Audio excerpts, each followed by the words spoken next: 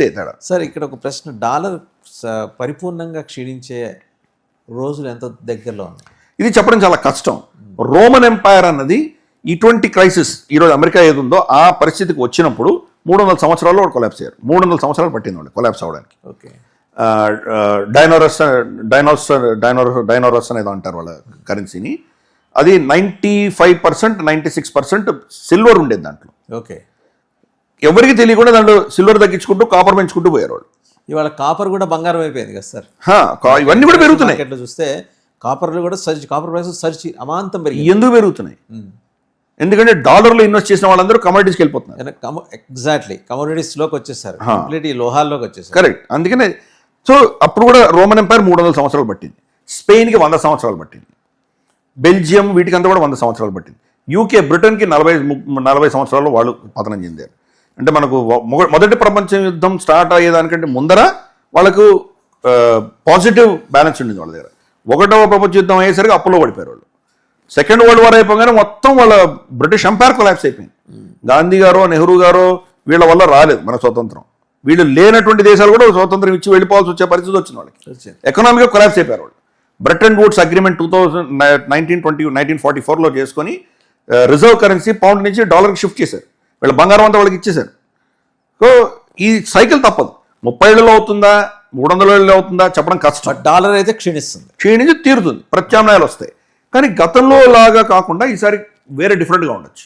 For instance మనకు Spanish peso collapse అయితే కనుక ఇంకేదో క్రోనర్ ఏదో వచ్చింది మనకి. క్రోనర్ పోయిన తర్వాత పౌండ్ వచ్చింది, పౌండ్ తర్వాత డాలర్ వచ్చింది. ఇలా ఒకటే కరెన్సీ రీప్లేస్ చేసింది ఇంతవరకు. బహుశా ఈసారి అలా అవ్వకపోవచ్చు. ఒక కూటమితో వచ్చేటువంటి ఫర్ ఇన్స్టెన్స్ బ్రిక్స్ లాంటి కూటమి తీసుకొచ్చేటువంటి జాయింట్ కరెన్సీస్ అటువంటివి రావచ్చు. టెక్నాలజీ ఇప్పుడు ఉంది కాబట్టి జాయింట్ కరెన్సీ ఒక్క దేశానికి సార్వభౌమత్వం ఉండేటువంటి ఒక కంప్లీట్ అధికారం ఉండేది రాకపోవచ్చు. మోస్ట్ లైక్లీ ఇటువంటి కూటముల ఒక కరెన్సీలు అన్నవి రేపు రాబోతున్నాయి. డాలర్ పతనం గ్యారంటీ. సో మనం బ్రిక్స్ కరెన్సీలో ఉంటాం మనం అయితే. అంటే అది ఎలా ఎవాల్వ్ అవుతుందో చూడాలి. బ్రిక్స్లో కూడా మనకున్న ఛాలెంజెస్ మనకున్నాయి. ఎందుకంటే బ్రిక్స్లో 60% చైనానే ఉంది. చైనా ఇప్పుడు బంగారాన్ని స్టోర్ చేస్తుంది. సపోజ్ దాని బంగారాన్ని వాళ్ళు ఇచ్చేటువంటి కరెన్సీని రెండు అనుసంధానం చేయగలిగితే అది చాలా స్ట్రాంగ్ మనకు ఏమంటారంటే మనకు కరెన్సీ అవుతుంది. అది మనకు రిజర్వ్ కరెన్సీ అయ్యేటువంటి అవకాశాలు ఉన్నాయి. కానీ రేపు నేను బంగారం ఇవ్వనన్నాడంటే ఏం చేస్తారు మీరు? ఆ ప్రమాదం. నేను యువాన్ తీసుకెళ్తాను, 10,000 యువాన్ తీసుకెళ్ళి నాకు దీనికి సరిపడా బంగారం ఇవ్వమని అంటాను, నేను ఇవ్వను అంటాడు. అప్పుడు ఏం చేస్తారు మీరు? అమెరికా అదే చేసింది కదా, వాళ్ళ ఒప్పందాలన్నీ తిరగరాసింది. ఇప్పుడు నేను ఇవ్వను పో అంటున్నాడు ఆయన. నీతో 15% టారిఫ్ ఒప్పుకున్నాను నేను, 2 ఏళ్ళ తర్వాత లేదు నేను 100% వేస్తానంటాడు. అగ్రిమెంట్స్కి ఏమైనా అర్థం ఉందా? అది కాదు సార్. ఇప్పుడు పొద్దున ఒక అగ్రిమెంట్ తీసుకొని సాయంత్రానికి మళ్ళీ దాంట్లో మార్పులు చేస్తాను, రేపు పొద్దున 200%. నాకైతే ఫ్రాన్స్ ప్రెసిడెంట్ ఆ మొహం మీద కొట్టినట్టు చెప్పడం నచ్చింది. కరెక్ట్. ఇదే జరగబోతోంది. అమెరికా మీద ట్రస్ట్ పోయింది, ఎవరికి కూడా ట్రస్ట్ లేదు. కానీ అమెరికాతోటి ఆల్మోస్ట్ 80 ఏళ్ళు 100 ఏళ్ళు 80-90 ఏళ్ళ దాకా మనం అనుసంధానమై ఉన్నాయి కాబట్టి రేపు పొద్దున అందరూ డీకపుల్ చేయలేరు. క్రమేపీ అవుతుంది అది. మనం భారతదేశం చూసామంటే మోదీ గారు వచ్చినప్పటికీ మనం ఆల్మోస్ట్ 80% మన రిజర్వ్స్ అని కూడాను డాలర్లో ఉండినాయి. ఇప్పుడు స్టోరీ కట్ చేస్తే 50% తక్కువ ఉంది. మనది 50 కన్నా తక్కువే, తక్కువ ఉంది. $190 ఏమంది, $680 టోటల్ ఫారెక్స్లో 190 ఏమంది. ఎంత పడిపోయాం మనం? సో ఇది జరుగుతుంది ప్రపంచవ్యాప్తంగా, అందరూ అదే చేస్తున్నారు. Under developed nations or developing nations అన్ని కూడా ఇదే ప్రాసెస్ని అడాప్ట్ చేస్తే బహుశా మీరు అన్నట్టు ఉన్న పళంగా అంటే అమెరికన్ డాలర్ని ఎవరు రీప్లేస్ చేయలేరు. కానీ వాళ్ళ హెజిమనీ పోతుంది, వాళ్ళ సార్వభౌమత్వం, వాళ్ళు మేమే చాలా గొప్ప అన్నటువంటి పరిస్థితి పోతుంది. అది కూడా ఒక స్ట్రాంగ్ కరెన్సీ ఉంటుంది. చాలా కరెన్సీతో అది కూడా ఒక కరెన్సీ ఉంటుంది. ప్రత్యామ్నాయాలు వచ్చేస్తాయి. రైట్. కాబట్టి ఆ విధంగా కొలాప్స్ అవుతుంది. ఒకప్పుడు ఏకఛత్రాధిపత్యం, వాళ్ళు ఏం చెప్తే అదే వినాలి. అటువంటి పరిస్థితి నుంచి ఈ రోజు వాళ్ళు నేల మీదకి వచ్చారు. అది తీసుకొస్తున్నాయి. డొనాల్డ్ ట్రంప్ ఎంత ప్రగల్భాలు పలికినా అది ఆపలేడు ఆయన. 2, ఆయన చేస్తున్న చర్యల వల్ల ఇంకా అది స్పీడ్ అవుతుంది. 50 ఏళ్ళలో కొలాప్స్ అవ్వాల్సింది ఈయన చేసే పిచ్చి చర్యలు 20 ఏళ్ళకి కొలాప్స్ అవ్వాలి. జనాలు అదే దేశాలు ముందరకు వస్తున్నాయి. వాళ్ళు ఇమ్మీడియట్ ఆల్టర్నేట్ చూసుకుంటారు. లేటెస్ట్ బ్రిక్స్ ఈ సంవత్సరం మనమే హోస్ట్ చేస్తున్నాం. మనం బ్రిక్స్ మనం చూసాం, కమలం షేప్లో వాళ్ళు లోగో కూడా రిలీజ్ చేశారు. రైట్, దాని మధ్యలో మనం భగవద్గీత మనం నమస్కారం పెట్టినట్టు వాళ్ళ కలర్స్ అన్ని పెట్టి చేసాం మనం. ఈ సంవత్సరం జరిగే బ్రిక్స్ సమ్మిట్లో ఆల్రెడీ మోస్ట్లీ ఒప్పందం అయిపోయింది. CBDCs అంటారు, సెంట్రల్ బ్యాంక్ డిజిటల్ కరెన్సీస్ అని ఉంటాయి. మనకు కూడా ఉంది, మన దేశంలో సెంట్రల్ బ్యాంక్ డిజిటల్ కరెన్సీ ఉంది. ఈ రూపీ ఉంది మన దగ్గర. కానీ మనకు అది యాక్సెస్ లేదు. విత్ ఇన్ బ్యాంక్స్ అది నడుస్తుంది, బ్యాంక్ ఎంప్లాయీస్ దాన్ని చేయొచ్చు, అవును. మిగతా ప్రజలకి అది ఇంకా యాక్సెస్ లేదు. వీటిని అలాగే చైనీస్ ఈ కరెన్సీని, బ్రెజిల్ ఈ కరెన్సీని అనుసంధానం చేస్తున్నారు.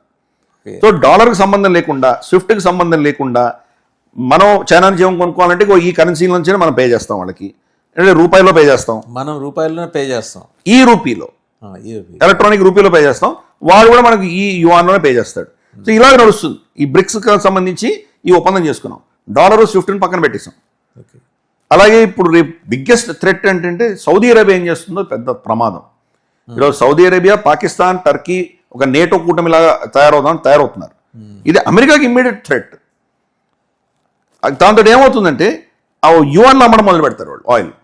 ఈరోజు డాలర్కి గౌరవం ఇస్తున్నది ఏకైక విషయం మీద అది ఆయిల్.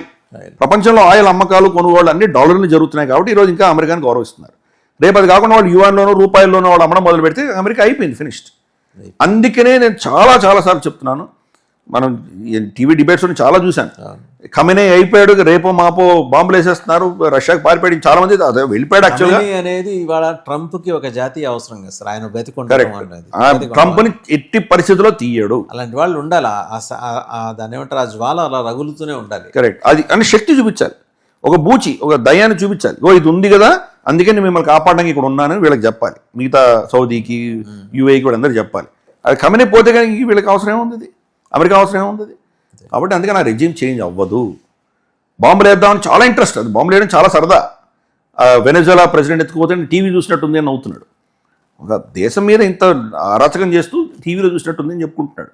కాబట్టి ఖమేనీ మీద బాంబు వేయడం పెద్ద ఇష్యూ కాదు, అతనికి ఎప్పుడైనా వేయచ్చు. వేస్ట్ అంతవరకు వచ్చి ఆగిపోయాడని తెలుస్తుంది మనకి. వేస్తే కనుక America complete collapse. Repercussion sir entire మొత్తం మీకు ఆ మిడిల్ ఈస్టు అటు వెస్ట్ ఏషియా నుంచి వచ్చే వ్యతిరేకతను తట్టుకునేంత శక్తి ఉందా అంటే, నేనైతే సైనిక పరంగా కాదు, డాలర్ బేసిక్గా డాలర్ కట్ అయిపోతుంది. డాలర్ కట్ అయిపోయింది అంటే ఫినిష్డ్, ఇంకా అమెరికా ఫినిష్డ్, గ్యారంటీగా. అందుకని ఆ ఒక్క భయం వాళ్ళ మీద ఉంది. నెక్స్ట్ వచ్చేటువంటి ఈ సంవత్సరం వాళ్ళు రిలీజ్ చేసేటువంటి బాండ్స్ ఏవైతే ఉన్నాయో ఎవరు కొంటారో లేదో కూడా పెద్ద ప్రశ్న. మన పరిస్థితి ఏంటి, మనకేమైనా అంటగట్టే ప్రయత్నం చేస్తున్నాడు. అందుకనే సెర్గే గోర్ కలిసాడు మన ఆర్బీఐ గవర్నర్ని. మనం అమ్మేసుకుంటుంటే మనం ఎందుకు కొనుక్కుంటాం మనం, అంతే. సో అలాగే రష్యా నుంచి ఎనీవే అవుట్, మనకు చైనాని తీగేశాడు, మనకు Brazil out, Japan out, Europe కూడా ఇప్పుడు కొనేటువంటి శక్తి వాళ్ళకు లేదు. వాళ్ళ దేశంలోనే ఈ బాండ్స్ కొనేటువంటి క్షమత అయిపోయింది వాళ్ళకి. ఎవరు కొంటారు దీన్ని? కొన్నప్పుడు ఏమవుతుందంటే కరెన్సీ ప్రింట్ చేసుకోవాలి. కరెన్సీని ప్రింట్ చేసుకోలేదు, ఇన్ఫ్లేషన్ పెరుగుతుంది. గతంలో వాళ్ళు ఏం చేశారంటే ఇన్ఫ్లేషన్ అంతా కూడా ప్రపంచానికి రుద్దారు. వాళ్ళు డాలర్ ప్రింట్ చేసేవాళ్ళు ప్రపంచానికి రుద్దారు. కరోనా తర్వాత నుంచి ఇప్పటి వరకు అంటే 2020 నుంచి 25 సంవత్సరాలలో మనకు అమెరికా చరిత్ర తెలుసు, మనకు 250 సంవత్సరాలు ఆల్మోస్ట్ అయిపోతుంది ఇప్పుడు. 250 సంవత్సరాల చరిత్రలో గత 5 సంవత్సరాల్లో 47% డాలర్ ప్రింట్ చేశారు. అంటే ఇన్ని 250 ఇయర్స్ వాళ్ళ చరిత్రలో 53% మాత్రమే ఇంతవరకు ప్రింట్ అయినాయి. ఈ 4-5 సంవత్సరాల్లో 47% ప్రింట్ చేశారు. ఎగ్జిస్టింగ్ కరెన్సీకి యాడ్ చేశారు. ఎలా తట్టుకుంటుంది ఆ ఎకానమీ? అదే రోమన్ ఎగ్జాంపుల్ మీకు ఇస్తున్నాను కదా, అప్పుడు అది 96%, 95% సిల్వర్ ఉండేది దాంట్లో. క్రమేపీ దాంట్లో కల్తీ చేసుకుంటూ వెళ్ళారు వీళ్ళు, దాని విలువ తగ్గిపోతూ వచ్చింది.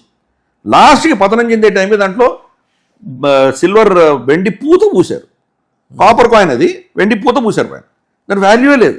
అందరూ కూడా బంగారు ఇవ్వమని లేదా దానికి సరిపడా ధాన్యం ఇవ్వమని మేము ఇది యాక్సెప్ట్ చేయమని చెప్పేశారు. ఆ కరెన్సీ విలువ లేకుండా పోయింది.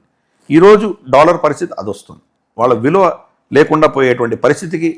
అంటే డొనాల్డ్ ట్రంప్ చేశాడు అన్నాను, ఇది గతంలో జరిగింది, దాన్ని ఇతను యాక్సిలరేట్ చేస్తున్నాడు, సహకరిస్తున్నాడు బాగా. కాబట్టి పతనం గ్యారంటీ. మ్యాథమెటిక్స్ చాలా క్లియర్గా చెప్తోంది, వాళ్ళు ఎట్టి పరిస్థితుల్లో వాళ్ళ అప్పులు తీర్చలేరు, వాళ్ళు డిఫాల్ట్ అవ్వక తప్పదు. ఆ డిఫాల్ట్ని పోస్ట్పోన్ చేయొచ్చు, 5 ఏళ్ళు 10 ఏళ్ళు పోస్ట్పోన్ చేయొచ్చు, బట్ అది మాత్రం క్రాష్ గ్యారంటీ. ఈ సంవత్సరం ఇంకో ప్రెడిక్షన్ కూడా మనం చాలా క్లియర్గా చెప్పుకోవచ్చు. ప్రపంచవ్యాప్తంగా స్టాక్ మార్కెట్స్ భయంకరంగా దెబ్బతింటాయి, బంగారు వెండి ధరలు విపరీతంగా పెరుగుతాయి. ఈ రెండు మనం క్లియర్గా మనం చెప్పుకోవచ్చు. బంగారం ఈ సంవత్సరాంతానికో లేదా బై మార్చ్ 2 లక్షలు టచ్ అయినా మనం ఆశ్చర్యపడక్కర్లేదు. 2 lakhs పర్ తులం వెళ్ళేటువంటి పరిస్థితులు వస్తున్నాయి. దీనికి మన ప్రజలు కొంటున్నారనో ఇది కాదు కారణం. ప్రభుత్వాలు కంపల్సరీగా కొనడం మొదలు పెడతాయి. ఎందుకంటే డాలర్ మొత్తం వాల్యూ పతనం అయిన తర్వాత ఇంకేం చేస్తాం?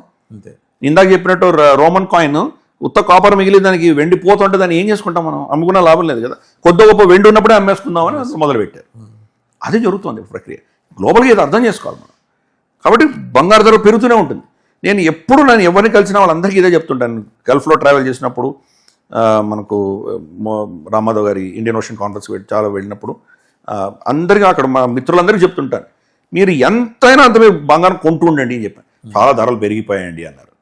గతసారి నేను గల్ఫ్కి వెళ్ళినప్పుడు మా ఫ్రెండ్ తోటి ఒక తులం కొనిచ్చా. 10 గ్రాములు బంగారం కొన్నాడు అతను. 83,000. ఈరోజు ఎంత ఉంది? అది 140. 1,40,000 గడిపోయింది. అంటే చూస్తూ ఒక సంవత్సరం కూడా తిరగల. ఫిబ్రవరికి వెళ్ళాను నేను. ఫిబ్రవరిలో కొనిచ్చాను. అంటే ఎంత అయింది? ఇది ఆల్మోస్ట్ 65,000-70,000 లాభం వచ్చింది ఒక సంవత్సరం తిరగకుండానే. సో ఇప్పుడు అది నెక్స్ట్ ఇయర్ 2 లక్షలు అవుతుంది.